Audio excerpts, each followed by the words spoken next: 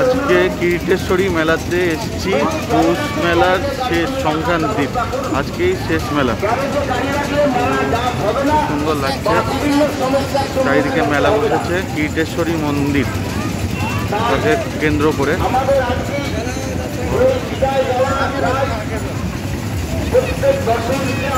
এটা প্রথম part, second part দেওয়ার চেষ্টা করবো কিছুদিনের মধ্যে। সেখানে মন্দির কভার করে নিশ্চয়ই দেবো। এটা মেলার চালচিত্র প্রত্যেক বছর হয়। খুবই জাগ্রত দেবী কিরিটেশ্বরী মন্দির, দেখতে পাচ্ছেন। এই মন্দিরের বাইরের অংশ, ভেতরের অংশ, ছবি এবং ভিডিও খুব তাড়াতাড়ি দেখতে থাকুন।